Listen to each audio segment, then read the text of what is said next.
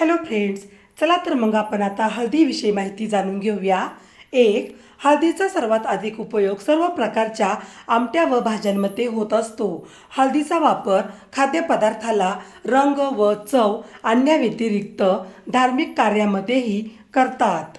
दोन, हळद या वनस्पतीचा वापर तिच्या औषधीय गुणधर्मामुळे भारतामध्ये फार पुरातन काळापासून भारतीय लोक स्वयंपाकात करतात.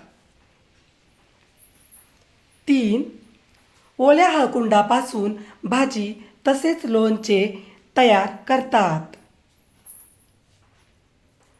चार, हळदीमुळे शरीराची रोगप्रतिकारक क्षमता वाढते, रक्त शुद्ध होते, त्वचेचा रंग उजळतो. ही जंतुनाशक आहे.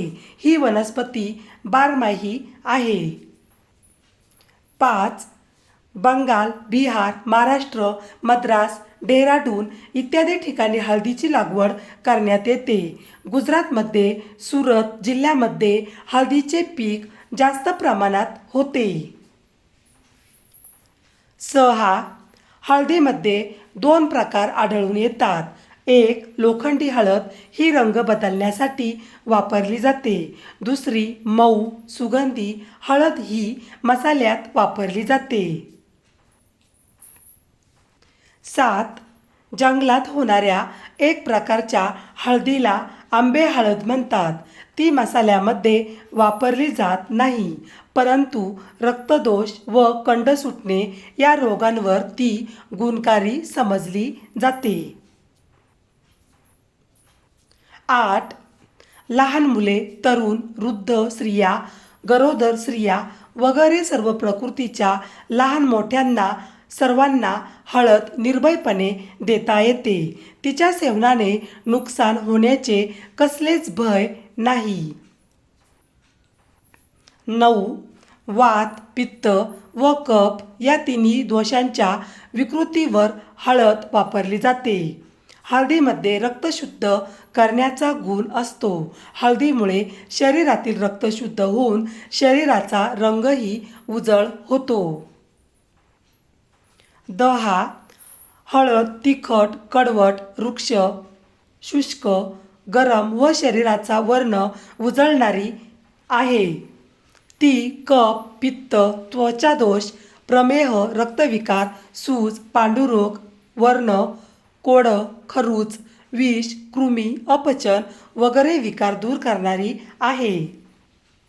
11, हळदीमध्ये वातनाशक गुण असल्याने थंडी वाजून होणाऱ्या वातनाडीच्या दाहावर हळद खाण्यासाठी देण्यात येते व हळदीचे बाह्य मालिशही करण्यात येते. 12, दळलेली हळदीची पूड व जवखार समप्रमाणात घेऊन गरम पाण्याबरोबर घेतल्याने वेगवेगळ्या ठिकाणचे पाणी बाधत नाही.